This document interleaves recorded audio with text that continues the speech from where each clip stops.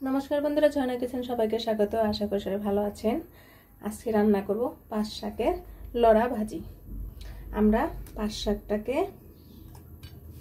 এভাবে নিয়েছি ডগা সহ।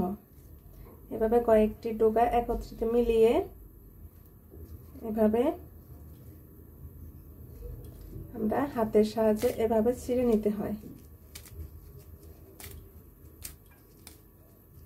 আপনাদের দেখানোর স্বার্থে আমি কয়েকটা ডগা এভাবে রেখেছিলাম, আর বাকি পাঁচ শাকগুলো আমি এভাবে চিড়ে নিয়েছি।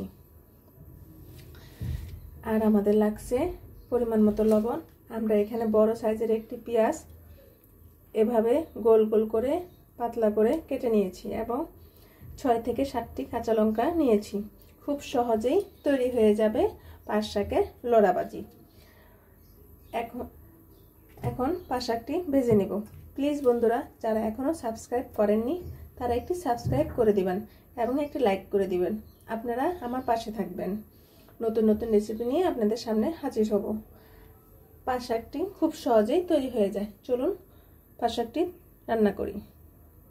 আমাদের কড়াইটি গরম হয়ে গিয়েছে। আমরা 1 চা চামচ পরিমাণের মতো সাদা তেল দিয়ে দিয়েছি। এখন পেঁয়াজ কুচিগুলো দিয়ে দেব। আমরা কিন্তু এখানে কোনো রসুন দেব না।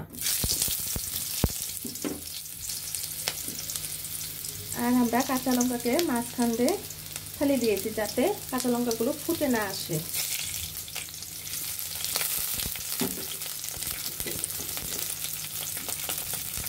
এখন খুব সামান্য পরিমাণে একটু লবণ দিয়ে দিব যাতে পেঁয়াজ কুচিগুলো তাড়াতাড়ি নরম হয়ে যায়।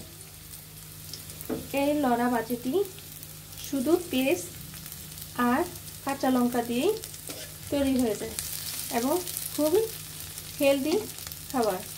চৈত্র বৈশাখ মাসে পাঁচ শাক প্রচুর পরিমাণে বাজারে পাওয়া যায়। এই সময় আপনারা একবার হলো বাসায় এভাবে তৈরি করে খাবেন। আমরা পাঁচ শাকগুলো দিয়ে দিব।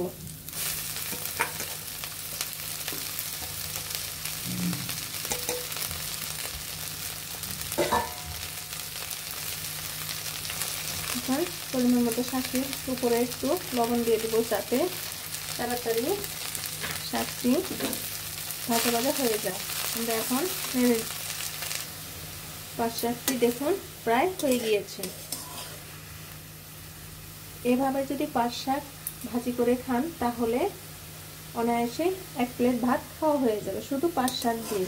এতটাই মজা হয়। আমাদের পাঁচ শাকটি ভাজি হয়ে গিয়েছে। আমরা এখন নামিয়ে নিব। দেখুন বন্ধুরা, পাঁচ শাকটি একটি পাঁচ শাকের সাথে একটু জোড়া লাগেনি, এজন্য একে নাম বলে লড়া পাঁচ শাক ভাজি। খুবই মজাদার এবং খুবই হেলদি একটি খাবার। আপনারা অবশ্যই ভিডিওটি কেমন হলো অবশ্যই কমেন্টে জানাবেন। ভিডিওটি দেখার জন্য ধন্যবাদ। Thank you.